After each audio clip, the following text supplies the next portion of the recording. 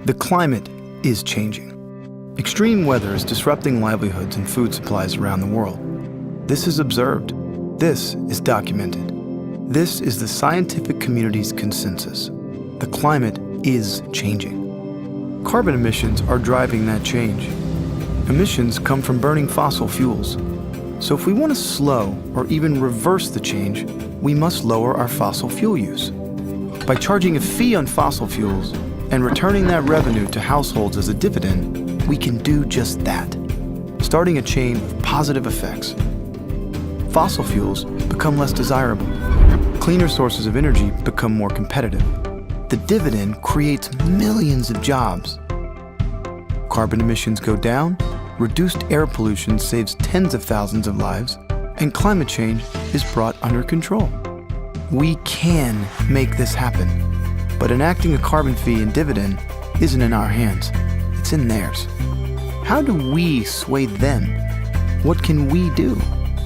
We can use our voices to express political will and demand action. We must help our elected leaders work together. It's on us to tell them what we want as a group. Because when voices call out together, their impact multiplies.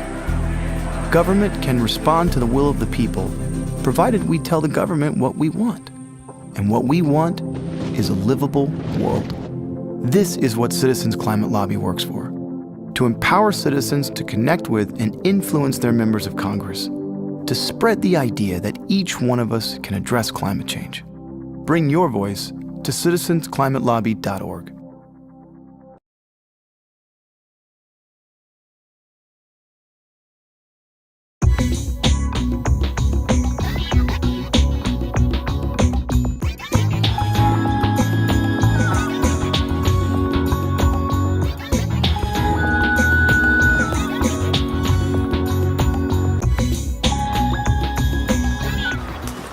Welcome to Change the Climate. I'm Ed Erickson, I'm your host. Change the Climate is dedicated to changing the political climate in order to fight climate change. And we're going to focus on the efforts of the Citizens Climate Lobby, particularly the chapter in Olympia. And the climate that you're seeing right here is the typical climate for the fall in Washington. It's drizzly, it's a little bit cool, and it's really, I enjoy it, it's kind of nice. But the way I shoot this show is right now it is October, and I'm shooting this part because I'm editing the show and putting it together for November. I shot the interviews back in August, so sometimes things are put together in different ways. Like, for one thing, this is going to air in November, and the vote on I-1631 is also in November. And if it hasn't happened yet, then I encourage you to vote. I'm going to vote for it. Hope you will too. And if the election day is passed, then let's hope that it passed. At any rate, this is Change the Climate. Today on Change the Climate, I have a discussion with Jeff Miller, who is with My Charge. And what he does is he puts in different kinds of charging stations for electric cars. And actually, I asked him, what is his business? Electrified mobility is the story, and electrified mobility to where would you want to go versus where is it available. Oh, yeah. Electric vehicles right now are about commuting back and forth to work. Yeah. Why? The cars are so fun to drive. Let's go on an adventure. Let's go on a weekend trip. Let's go to some destinations. So looking to charge the destinations and actually help those destinations tell their story to attract people to come. Oh, yeah. So it goes both ways. You got the traveler that's making choices, and you got the community that's reacting to the choices being made. Yeah. So as more people are buying electric cars, they're going to the places where they're invited to charge. Right. And people are making choices where they're going. They used to go camping to Chelan every weekend. Well, you know what? Highway 2 and Chelan and the whole Eastern Washington has recognized the trend and started putting charging stations to serve the travelers. Good, yeah. And so the one thing about electric car drivers is they have fun in their cars. They're the biggest advertiser, biggest marketer. You hang out at the Tesla charging booth and talk to anybody driving a Tesla, that's kind of the high end.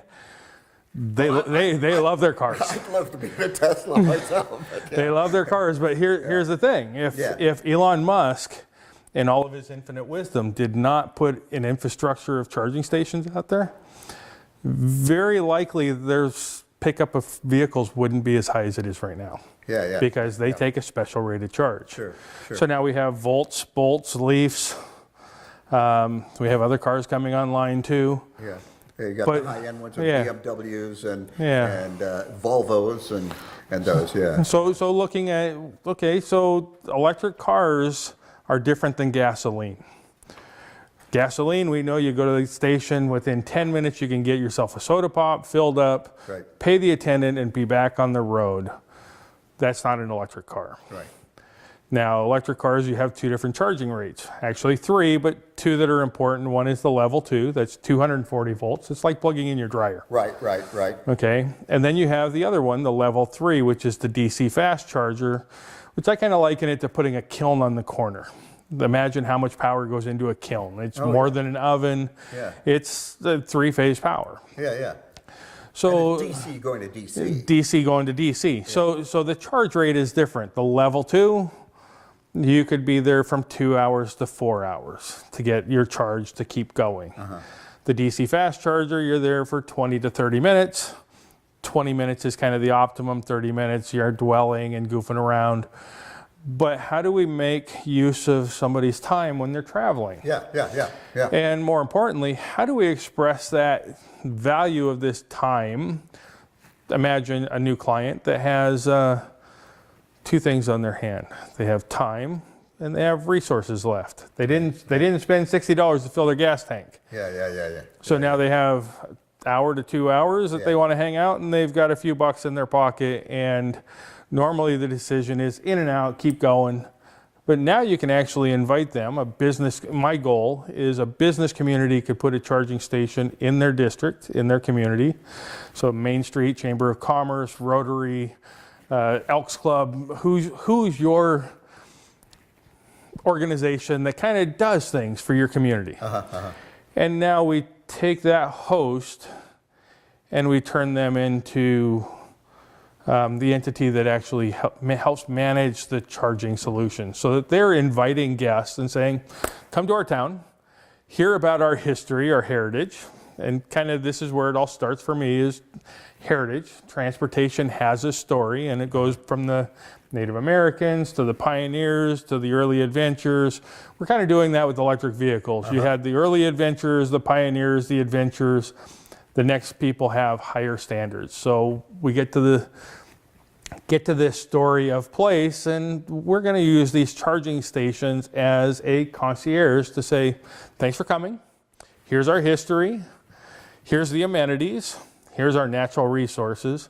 Here's the shops and businesses that are available to go enjoy. Yeah. And maybe we provide some other resources that aren't there. That's maybe we put a rental electric bike in and say, you know, just down the road, there's a couple places you could go to and go ride an electric bike. Yeah.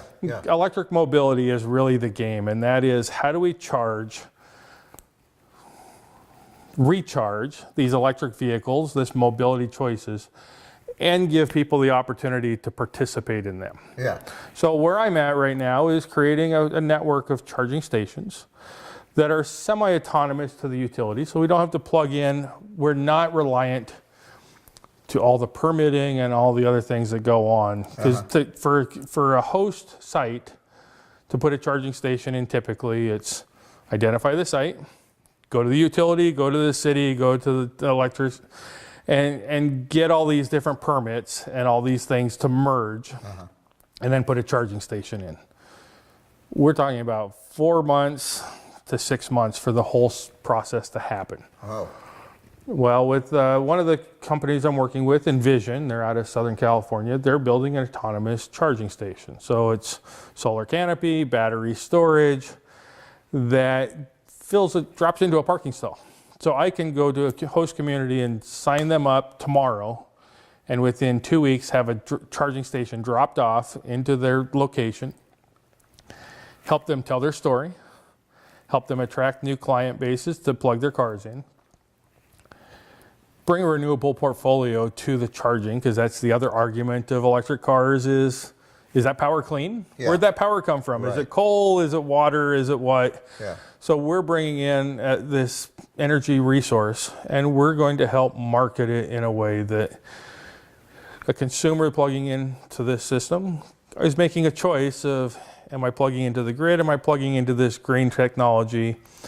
And we're helping the community create a pathway to transportation future. And that's, Well, that's the thing. Is it is the future. We know It's gonna be it's the coming future. right It's now. coming. And right now, our everything we have around us is built on convenience. Right. And so what you're trying to do is bridge that gap, because it is going to be inconvenient to get your car charged if you've only got, well, I guess if it's a city car, maybe you've got, what, 70 miles or 100 miles, something like that. But if it got longer range, and we know that the range is increasing as it goes, but still, what do you do with that downtime, while it's charging? That's a valuable time. It would seem like restaurants would be a natural way to do that. Well, see, and people are making choices about, do I buy my next car, do I buy electric or do I buy gas? Because my lifestyle, your lifestyle, everybody has different needs. Yeah. So until infrastructure, charging stations start becoming more visible, that people are aware that they're there, they're able to access the story, they're not going to make that choice for electric mobility. Yeah. So it's some of it's education and making people aware of what are our choices. Yeah. Will that work for me? I like to go camping, so can I go to a Hannabakosh because I'm going to take I can't get back. Yeah. So working with the parks departments and saying, okay, how can we help the parks get charging stations? And they're looking at it, infrastructure and expense, and can we dig up our parking lots? So helping find solutions and packaging solutions and presenting them to the host. Yeah. So some retailers aren't going to go looking for charging stations, because unless their clients, and their better clients, are starting to request it. So two things are happening. One is I'm looking to put charging stations on scenic byways in rural communities where I'm waiting for a charge. Somebody has to show up to plug their car in. Yeah. It's a bad gamble. Yeah. So part of what we're doing for our education outreach is, if we put a charging station there and I put a vehicle parallel to it and say, this car is now stationed with this charging station, and we make it available, you've heard of Uber, you've heard of Lyft, we make it available to drivers in the local community to use it for, let's use it for commuting students to classes. Maybe somebody's got to go to their cancer appointment or doctor's appointment or dialysis, or somebody wants to drive Uber and Lyft, and they're going to just commute somebody around that needs transportation. Putting vehicles with the charging station now suddenly turns the game around a little bit, and instead of trying to sell the power back to the utilities, which I'm trying to make our project an accessory to the utility versus dependent on it. Yeah. Now I'm able to take my 8 to 10, 12 cents a kilowatt hour, and I'm able to turn it into miles driven. Yeah. So doing a real paradigm shift and saying, we're providing a service and an opportunity for communities to participate in this e-mobility. And then you think about it again, somebody living in Packwood or Randall or Poulsbo, they don't usually go outside of their 40, 60 mile range. They're ideal candidates for electric mobility. They just don't know it yet because the infrastructure hasn't showed up to support it. Yeah, and most people, I think, well, I don't want to get a car like that because I can't take it on a long distance drive. But they don't really think about how often do you take a long distance drive. And there are other ways to get around that are great. Trains. Yep. Yeah, buses. Okay. There are other things that are efficient. So taking trains into consideration for a minute, trains are a great way to travel. So I was president of Centralia Downtown Association for an amount of time. And we're right on a rail stop. And people come in, and we have McMiniman's Club, and we had a wonderful downtown corridor. Yeah. It's about, anyway, some really great amenities, great shops. But what happens is when people come in on the train, they're kind of landlocked. They can only go so far. Yeah. So one of our goals is to put these charging stations in connection with other transit modes. So like Amtrak, have some at the station so that somebody could reserve a vehicle and they could go outbound from there and fulfill the rest of their journey. Tying it to cruise ship lines that are coming into Seattle and saying, you know what, cruise ship line, you're coming to Seattle. How about if we put you on link rail and get you out to the end of the line, Angle Lake.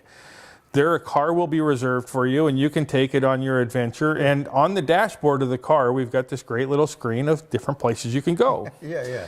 And our goal is really about getting people to go on an adventure, go explore. You got a car full of people that are all together and they've all got their phones and they're all looking at. How about if we found a way that everybody could be looking at their phone at different things, somebody's history, somebody's a fishing hole, somebody's shoes, somebody's a bathroom. What if we got everybody looking at their phones at the same time on a similar platform that told them all the same story of place from a different perspective? And on top of that, we send them out to destinations, so like Astoria Lighthouse. If we send them out to Astoria Lighthouse and they got there and they hit their phone again and they hit our app, a little Bluetooth signal is going to come up and there's going to be a story about the Astoria Lighthouse. I didn't write it. It's already been written by the local heritage history. But we're going to be sharing that story on a Bluetooth fob so somebody can ask that, what about this thing? And at the end of that infomercial, we can find out that it was hosted by Tom's Coffee Shop in town. You've gathered 5 points towards redeeming for either discount or an overnight stay someplace.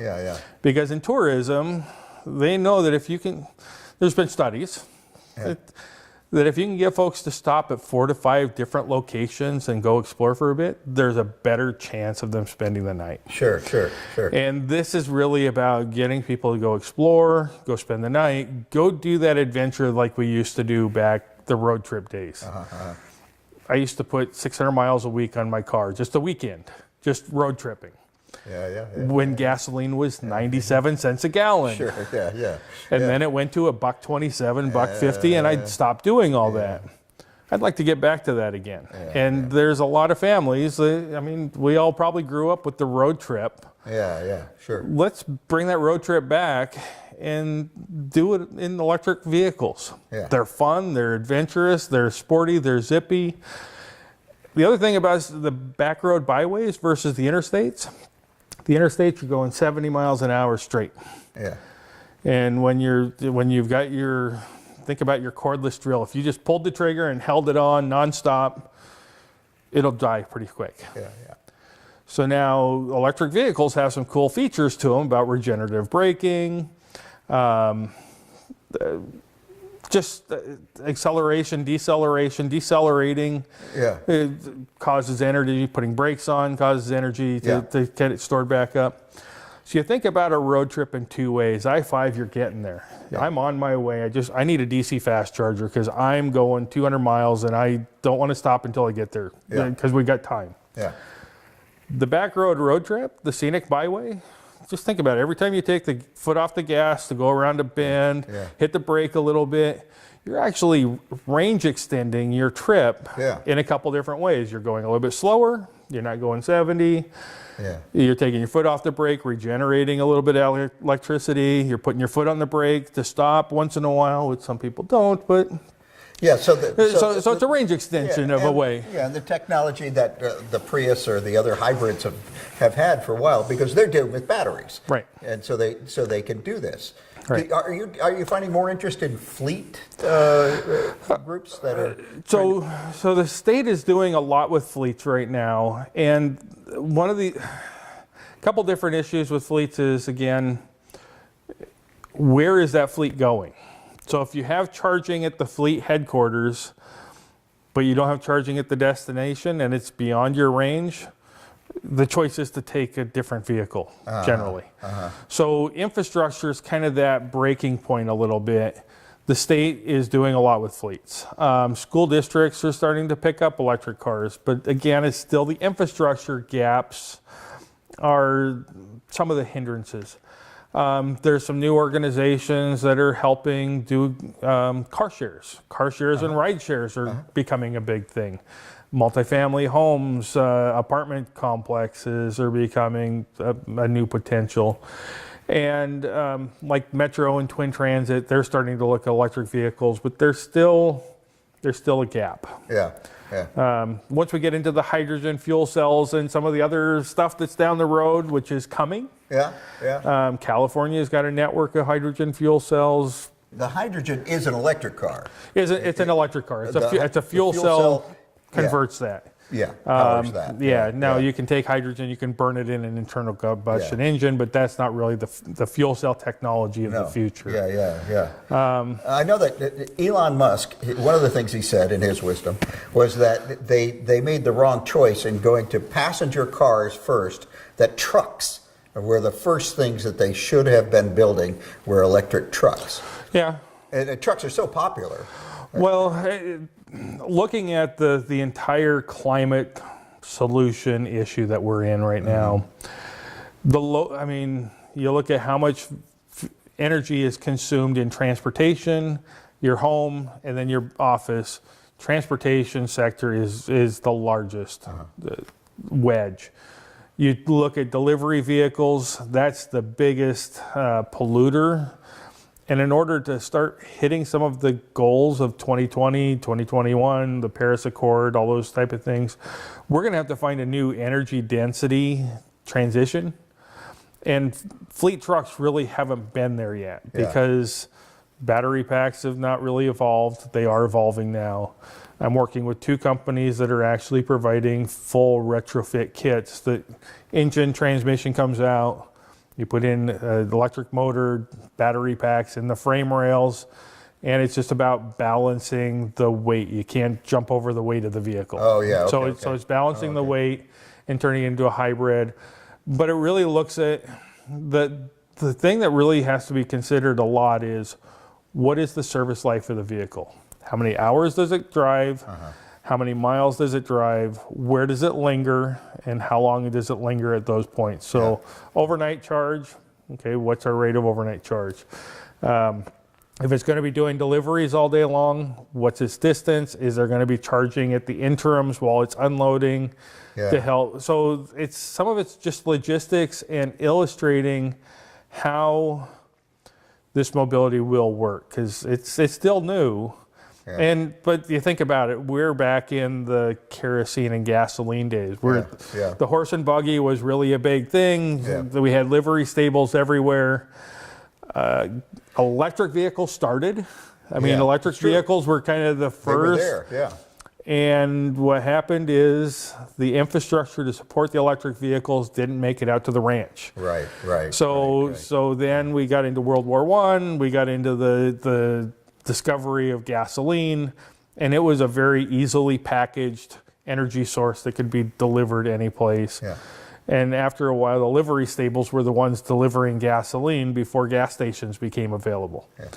I was just listening to a story the other day that once upon a time when we had the early roads and the rest stops, the people would show up at the rest stops with 55-gallon drums of petrol and sell services at the rest stops. That's one of the reasons why the Department of Transportation does not allow for monetary businesses to happen at rest stops, because it became a predatory thing. So it's helping rewrite some of those rules again and saying we're in this new era. Rest stops are a place where charging stations belong. And you have them in many of the rest stops. Many of the rest areas. But part of the problem of deploying them in the rest areas is it has to come from a grant that nobody's getting paid back on. Because you can't charge for that service. And somebody can't monetize it. So some of it's rewriting the rules. There's new money that's out there that's never existed before, and that's part of the Volkswagen Settlement Fund. There's a couple different things going on. One was the Electrify America. If you haven't heard of Electrify America, it's kind of an adventure to see. They're putting out, Volkswagen got 3 penalties. One was for the emissions. One was for the kind of the false story. So one of the penalty phases is they're putting in electric charging infrastructure, and they're putting it out under Electrify America's name. And Volkswagen is created a new business to run that Electrify America. And they've It's actually kind of brilliant. Is there, and this is brilliant from the legal standpoint. The infrastructure getting put out without a management program Yeah. is doomed to fail. Yeah. So they actually they're paying to put the infrastructure out and managing that infrastructure through Electrify America to make sure that it has longevity, will last many years. The other part is part of the penalty phase, and that's the emissions. And that's the Department of Ecology is managing that fund, and some of it's going for infrastructure, some of it's going for school bus retrofits of school bus fleets and service vehicles. Some of it's going, a small percentage, 3%, is going into hydrogen technology. So all that penalty money that came out of the Volkswagen settlement issue that's getting divided across the country is actually going into infrastructure and becoming a fund that will revolutionize and actually help make things happen that you'd have to wait for private investors to come in. And So tell me about this. You said that one of the things you said in our correspondence, you said that you today were going to a Washington electric car meeting. Is that what it was? Drive Electric Washington. So there's a couple different organizations. Fourth Mobility, which formerly was Drive Electric Oregon. Okay. Is an education outreach program, and Drive Electric Oregon became Fourth Mobility. Fourth Mobility has their offices in Portland, Oregon. They're serving some of Washington State also. So it's actually the West Coast electric highway. So I-5 all the way to British Columbia down to California. But Fourth Mobility is one of the organizations. There's a new organization that's just becoming for Washington State, and it's Drive Electric Washington, DWA. And again, education, outreach, and how do we start bringing the programs forward? So one of our missions that we're working on is K through 12 education outreach, and that's getting kids engaged in what's happening. Yeah. And the kids are really the future, and they're the ones that are going to get to the parents. And they haven't been driving yet. They haven't been driving yet. Well, and what I'm thinking is, a lot of people drive their gas car, and you're going to pry that out of their hands. So they are not going to go to gas, even though when you look at the electric car, it has unlimited horsepower. I mean, it has a very powerful engine. There's I remember Don Garlitz. Remember Don Garlitz is the dragster king, right? And he said he would not use anything but electric cars. Electric cars are holding land speed records right now. Yeah. Electric cars are breaking all the rules, and it's horsepower, torque. It's right there. Yeah. If you can stick the wheels to the ground, it's there. I want an RV. I want an electric RV. That's what I'm. Well, you know what? That's funny that you mentioned that. Anyway, Tell me more. We'll get there in a moment. All right. So my girlfriend, she's a nurse, and she drives back and forth to Puyallup every day. Okay. And she's driving back and forth in her Ford Explorer, and it had a little bit of issues one day, and she just said to me, I got to have a reliable car to get back and forth to work. I said, well, I need to show you this electric, the Volt, so the Chevy Volt. I took her to the dealership, and she still, she's not sure about this thing yet, but we got her in it, and she drove it down the road, and the smile just kind of crept on her face. Yeah. And she drives it back and forth every day to work, and she loves the heck out of it. I have to remind her sometimes, don't put this on air. I shouldn't say it, but they're watching. That stretch right in Tumwater, Lacey, is like, shoom. Yeah, But anyway, she loves her electric car. Thanks to Jeff Miller for that conversation. You're going to hear more from Jeff later on. That conversation isn't over, and we'll be repeating it in some of the episodes in the future. If you would like to know more about Citizens Climate Lobby, just go to citizensclimatelobby.org, and you can find out all about it. You can also find links to the different chapters, including the chapter in Olympia. And if you would like to come in person, you can meet us at the Olympia Center on the second Saturday of every month at 9:30 a.m. And look for us there on their Sked Lobby. Thank you for joining me on Change the Climate.